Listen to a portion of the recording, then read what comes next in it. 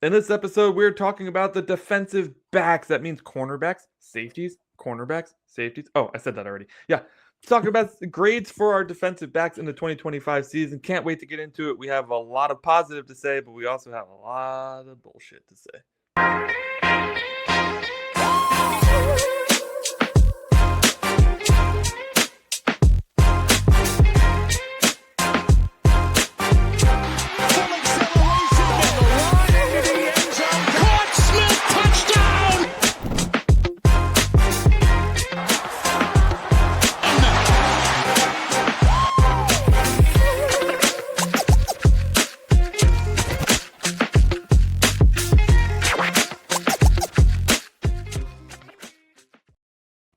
Welcome back to the 305 Gridiron. Today's show, we are talking about our position grades for the defensive back unit for the 2025 Miami Dolphins season. This is not exactly a position group that we're excited to talk about. It was pieced together at the beginning of the year, and it continued to get pieced together throughout the season. And as you can imagine, a pieced together unit is not a very good unit. So pieced together unit is not a happy unit. We have a couple guys we want to give some flowers to, but for the most part, we are going to fly through with some pretty poor grades for these all.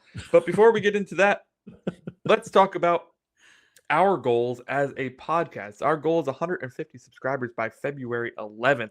And if we reach that goal, we as a team are going to give you some Miami Dolphins swag and some 305 Gridiron swag. And we cannot wait to give that away, but we will only do it if we hit 150 subscribers by February 11th. So please hit the subscribe button, hit the like button. The like button makes it so that more people see our videos. Subscribe button makes it so that YouTube gets closer to paying us, which would be nice. Cool. Yeah, selfishly, it would be nice. That would be fun, maybe one day. But anyways, let's talk about the defensive backs for the Miami Dolphins in 2025. Absolutely. Josh, there is a lot of incomplete grades on this sheet here. Oh, timeout. Because I have to timeout. Yes, you have to timeout. Just so you guys are aware, if you haven't watched any of our other shows, we do not know each other's grades other than the incompletes. We shared which ones we thought should be listed as incomplete due to injury or due to something else. We agreed on the same list, and then we each individually graded everyone else. So this is brand new for the other person as much as it is for you guys. I'm so sorry to interrupt you. I just wanted to set the stage. Can't believe you did that. I'm filing for divorce. All right. Elijah Campbell, Isaiah Johnson, Jason Mater, Kendall Shepard, Storm Duck, starter, by the way. AJ Green III, Artie Burns, starter, by the way. Cater Kohu, starter, by the way. Key starter, by the way. Yeah. So 3 starters, in case you lost track at home. Incomplete grades because they all missed the season because of injury. Actually, unfortunate. Elijah Campbell on that list, too, is a key starter on special teams. Yes. Missed the majority of the season as well. So 4 key starters out for the season, like at the beginning of the season, like before the season started. It was crazy. Absolutely insane voodoo was cast on this team. So let's get into the guys who actually did play. In the offseason, we added some safeties by the name of Ashton Davis and Ifetu Malafonwu. Nice. Nicely done. Thank you. Out of free agency, we also added safety Dante Trader Jr. in the 5th round of the 2025 NFL draft. At the cornerback position, we added Jack Jones and Rasul Douglas pretty much after the season started. Yeah, pretty much like week of week 1. We added Juju Brents from the Indianapolis Colts practice squad like halfway through the season, and then he quickly got hurt. And then we drafted Jason Marshall Jr. also in the 5th round of the 2025 and NFL draft. You never talked about Minka. I forgot a safety. We also traded for Minka Fitzpatrick. He came over as part of the deal that sent Jalen Ramsey and Jonnu Smith to the Steelers. In return, we got Minka Fitzpatrick back, which to me was an incredible deal. Yeah, 100%. And I think it's just because I'm a Minka stan. I love Minka. Me too. Doesn't matter if he was good or not. I just think he's awesome. Well, that's what you say, but I don't know your grades, and I have a feeling they're higher than mine because you are way more forgiving. All right. When it comes to Minka, I am. Let's start with the cornerback room, though.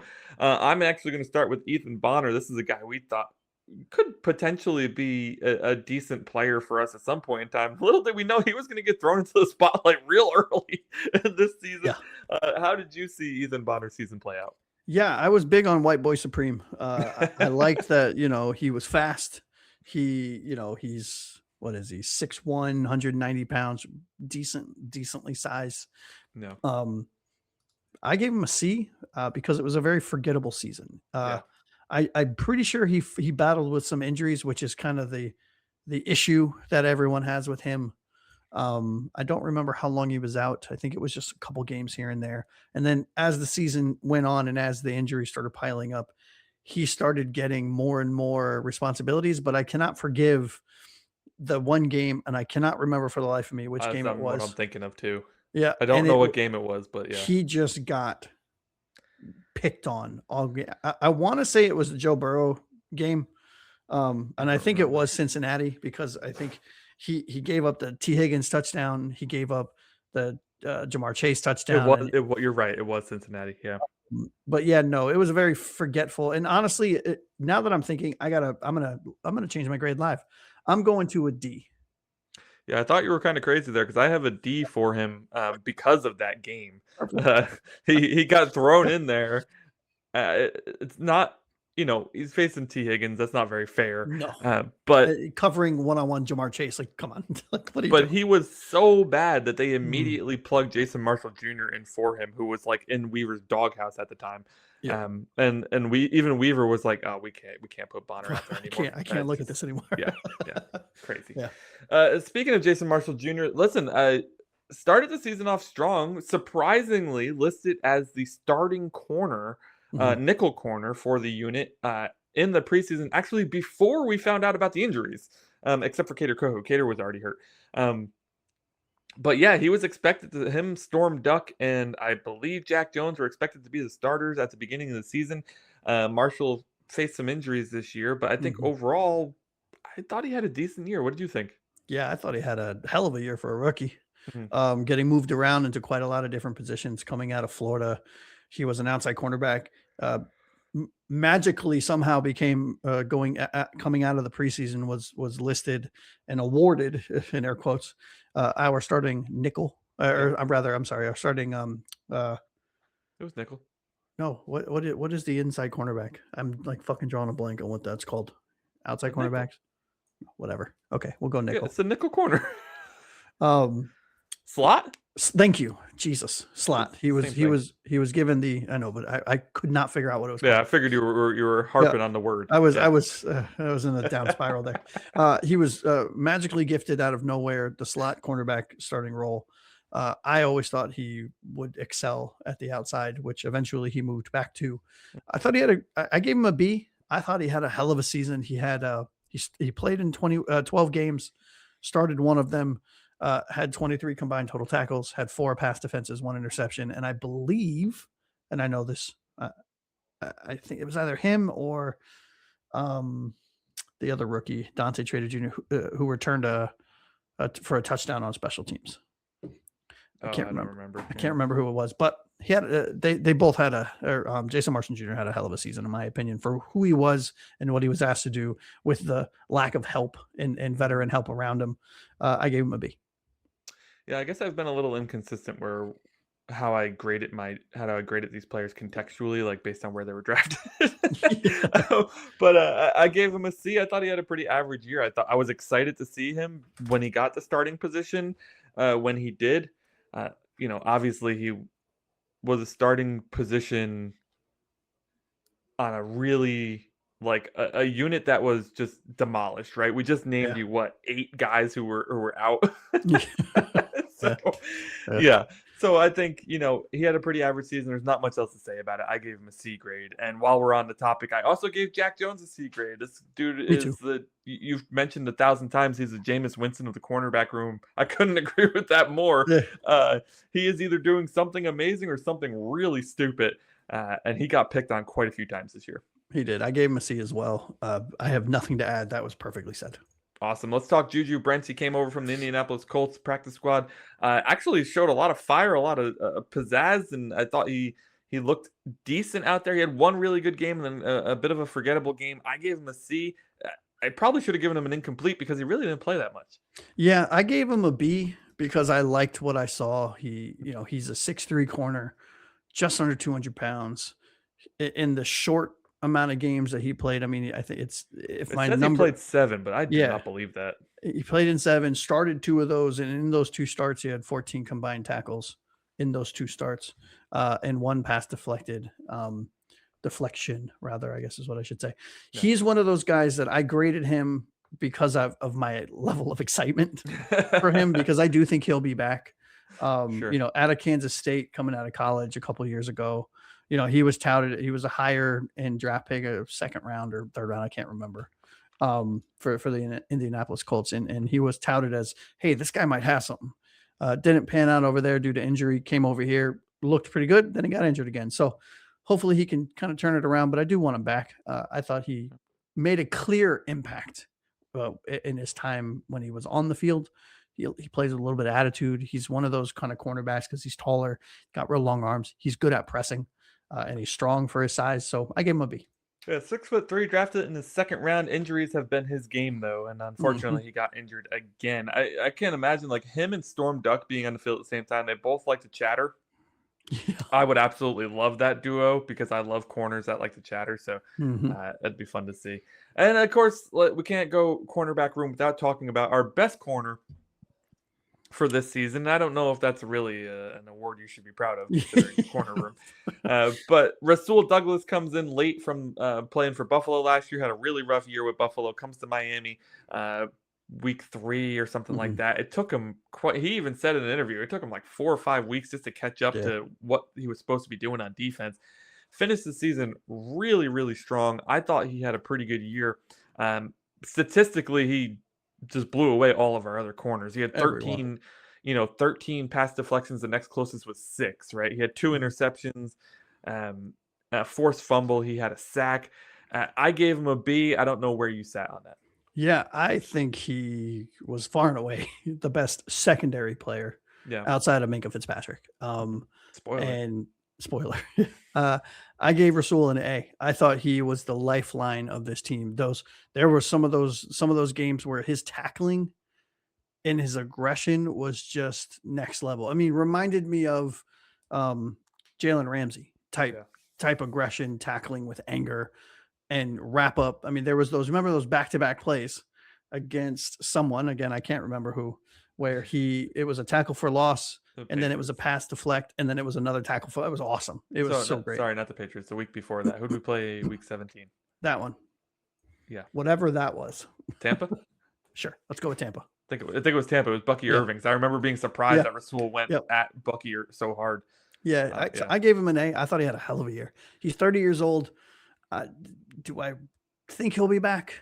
It kind of depends on what happens in this offseason with the coaching change and really the whole organizational change. Yeah. But I wouldn't hate it because I don't think he's a number 1 cornerback anymore. He's definitely a number 3. I can tell you right now, and this may be a spoiler of all spoilers, I did not get a single freaking player in this unit in A. Okay? I gave 2 of them out. I'm not giving anybody in this unit an A, and I think you're crazy for giving them an A. This unit was awful all around. I think the corners, Well, I'm grading individually, not as if a we unit. did quick math on the corners, I think that's a C for them. Let's dive into safeties, though. I think Ashton Davis and Ifatu Melifanu, the 2 free agency additions, were largely the same. Tons Yeah. of inconsistency, Tons. tons of bad play, a little bit of good play. I gave them both C's. Happy enough that I did too.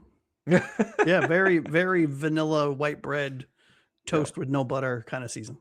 The level of excitement that they gave me this season was the same level of excitement I had when we signed them.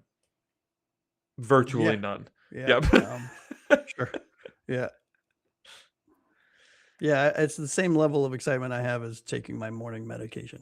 Yeah. And Ashton you're Davis like, had some nice blow up tackles where he blew up the receiver or Yeah, the but- running back, and that was about yeah, the but then he would highlight turn of his around and year. get burned for 70-yard Well, touchdown. listen, you can't expect it all, It's bud. the give and You take. can't expect it all. Let's talk about the rookie safety, Dante Trader Jr., before we get into your fam, Minka Fitzpatrick.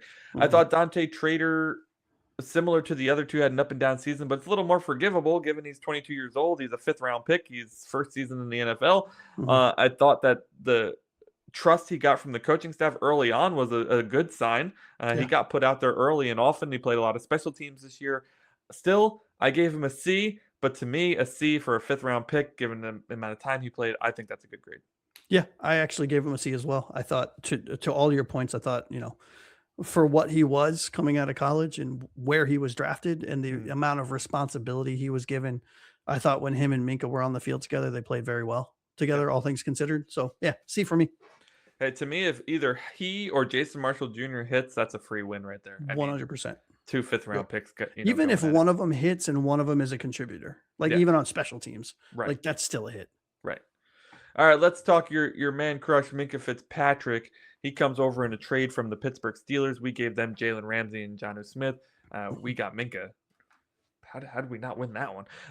Well, and if you asked Pittsburgh, we lost that hand. And then poor Minka immediately joins a team that goes 1-6.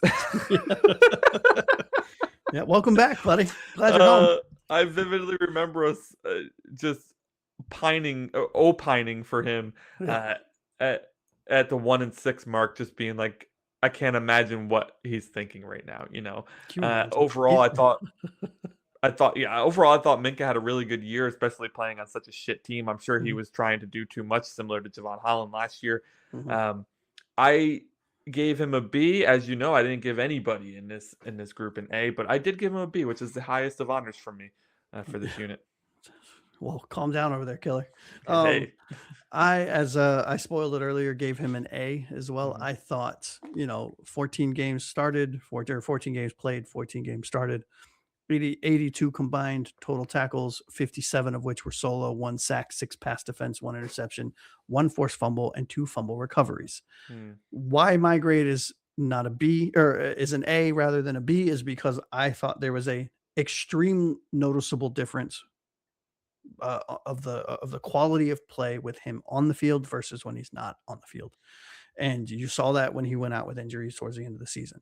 This team, he was the safety or secondary room whisperer, because he was in charge of keeping everyone aligned from the back end of the defense. And he was in charge of making sure the run fits were where they needed to be, making sure that, things were, that it was communicated who was handing off what to who and when. We seemed very less scatterbrained when he was on the field. And I don't think that's a coincidence, which is why I think an A represents not only his statistical output, but also his importance to a unit, and the clear difference when he wasn't on the field. Yeah, man. Final week of the season, we didn't have him against the Patriots. Patriots put up 38 points. Defense looked lost the majority of the game. I mean he only played 14 games. Ashton Davis and Ifeatu Melifonwu got the start in that game, and it was noticeable. Yeah, that's one way of saying it. All right, I think overall this gets a C for this unit. Rasul Douglas and Minka Fitzpatrick's A grades from Josh really kind of jacked it up a little bit. I think overall this unit was as disappointing as we thought it was going to be. Yep. They are who we thought they were. They are who we thought they were. So that'll do it for this episode of the 305 Gridiron. We did our defensive back 2025 season grades. Thank you so much for watching. For Josh, a.k.a. Aqua Ace to my left, I'm Anthony Pinzone. This has been the 305 Gridiron. Until next time, fins up, baby.